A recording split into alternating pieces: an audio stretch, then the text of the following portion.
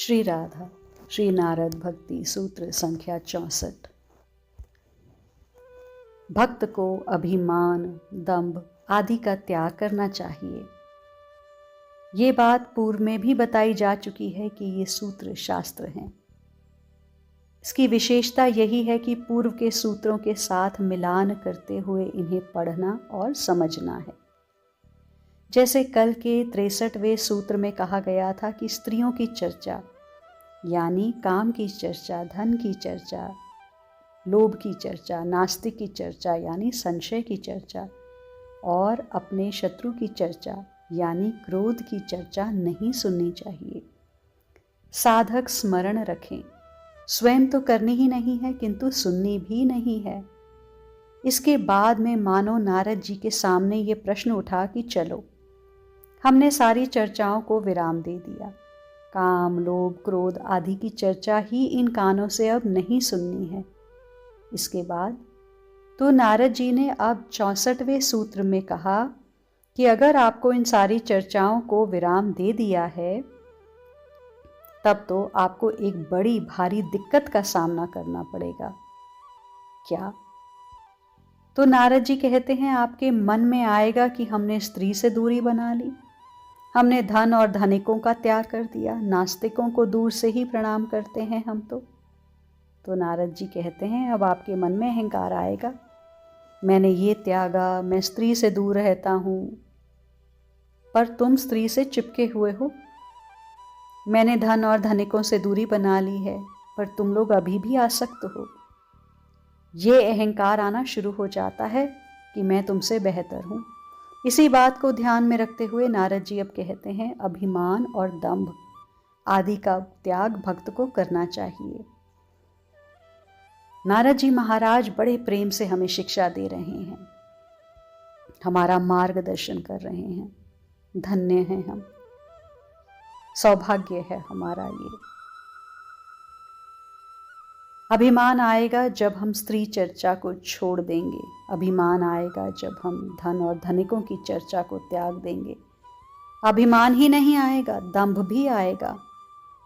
हमें लगने लगेगा हमें सब माने, हमें सब सिद्ध समझें और हम इस प्रयास में भी लग जाएंगे, शायद कुछ ऐसा कर लें जिससे बाहरी हमारा भेष ऐसा लगे कि हम सिद्ध हैं। भीतर से अशांत हो पर बाहर से शांत दिखने का अब हम प्रयास करेंगे। इसलिए इन सब से बचना आवश्यक है। मैं, अरे क्या मैं? तुमने किया क्या है भाई? मेरे पास इतना धन, मेरे पास इतनी संपदा, मेरा इतना नाम। कितना धन है तुम्हारे पास? कितना नाम है तुम्हारा? मर जाओगे तो 2-3 पीढ़ी के बाद तुम्हारे कुल वंशधर तुम्हारा नाम भी नहीं जानेंगे। दीवार में तुम्हारी फोटो 2 पीढ़ी बीतने के बाद उतार कर फेंक दी जाएगी। फिर किस बात का अहंकार भैया? मैं भजन करता हूं। अरे कितना भजन कर लेते हो? ऐसे ऐसे भक्त हैं जो 4-4 लाख नाम जप नित्य करते हैं। तुम कितना ही भजन कर लेते हो? ज्ञान, तुम्हारे अंदर ज्यादा ही ज्ञान है, तुम सब जान गए हो। अरे एक से एक ज्ञानी हैं इस दुनिया में, पर वो भी मिट्टी में मिल गए ना। एक बार की बात है, एक युवक आया था गुरुदेव के पास, आशीर्वाद मांगने लगा तो उन्होंने कहा जाओ प्रसन्न रहो। तो वो बोला मुझे आशीर्वाद दीजिए कि मेरा नाम हो। गुरुदेव हंसे और उन्होंने कहा सामने कुआं है, जाओ उस कुएं को किसने बनाया, उसमें नाम लिखा है, वो देख कर आओ। वो गया, उसने आकर गुरुदेव को नाम बताया पर बोला अब नाम मिट सा गया है, स्पष्ट नहीं है। एक बुढ़िया थी, धनी थी, उसको मेरे गुरुदेव ने कहा था कुआं बनवा दे, सब आएंगे जल पिएंगे। तो वो बोली फिर तो मैं अपने नाम का पत्थर भी लगवाऊंगी। तो गुरुदेव ने उससे पूछा उससे क्या होगा? तो वो बुढ़िया बोली मेरा नाम होगा। अब बताइए, कुआं खुदवाना तो ठीक है, पुण्य कार्य है, किंतु नाम मेरा हो, ये तो अहंकार हो गया ना। और क्या नाम हुआ, उस नाम को तुम पहचानते हो? नहीं ना? बड़े सारे लोग हैं, मैं ये बनना चाहता, मैं वो बनना चाहता। क्या बनोगे? कब तक बनोगे? कब तक बने रहोगे? पुराना घर, उसमें एक बक्सा, किताबें भरी पड़ी। एक पुरानी किताब उठाओ। पुरानी किताब है तो किताब के साथ साथ धूल भी तो आएगी ना। किताब का क्या नाम है तो धूल झाड़ कर देखना पड़ेगा कि किताब का क्या नाम है।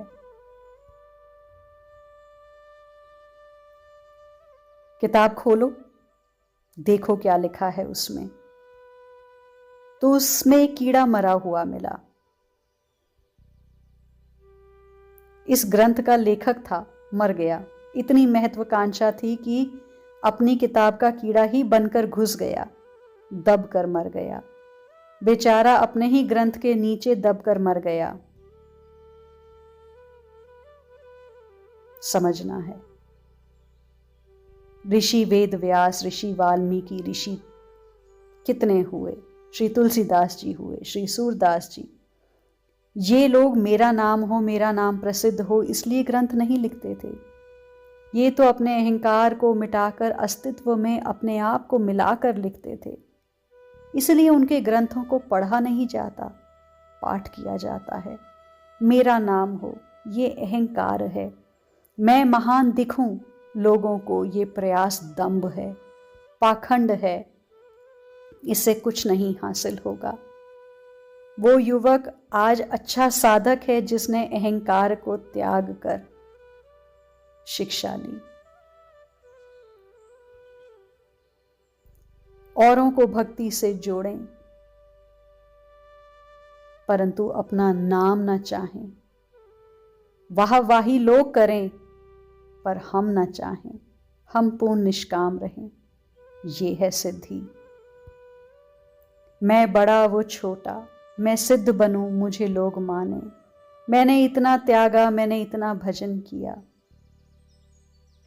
ये सब मूर्खता है।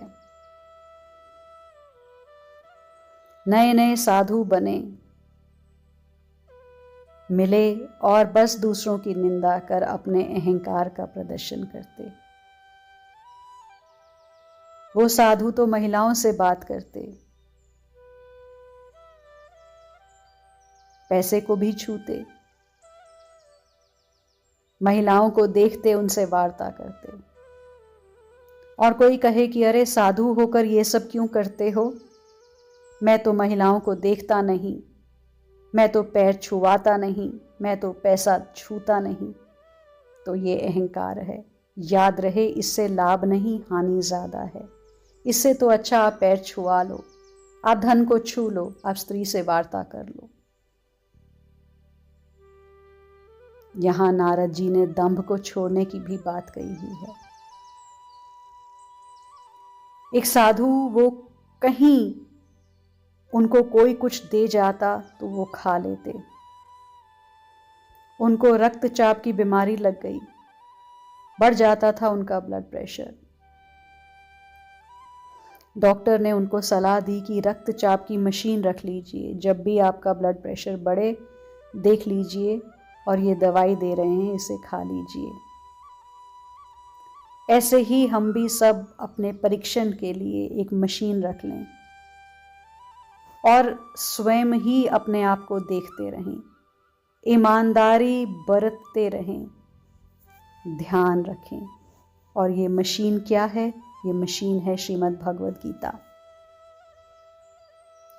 भागवत गीता के 16वें अध्याय में श्लोक संख्या 7 से 20 तक जो आसुरी संपत्ति का वर्णन है, उसी को मशीन कहा जा रहा है। मशीन को अपने मस्तिष्क में फिट कर लो और उसी से देखते रहो कि हमारे अंदर क्या बढ़ रहा है।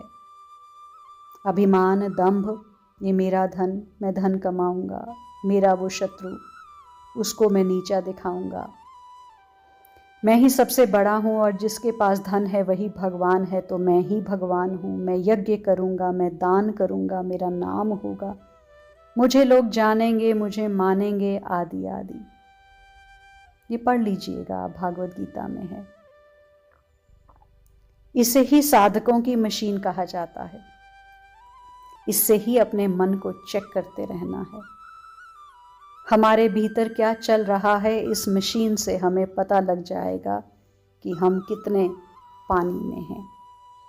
और यह अत्यंत आवश्यक है कि हम अपना स्वयं का चेकअप रोज़ करते रहें। जैसे पहले कहा गया था कि रोज़ रात को सोने से पहले अपना मूल्यांकन करें, आज कितना समय संसार में और आज कितना समय श्री प्रियालाल को।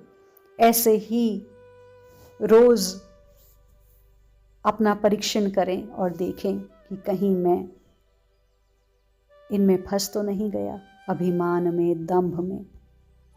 आज के लिए इतना ही, शेष आगे। श्री राधा।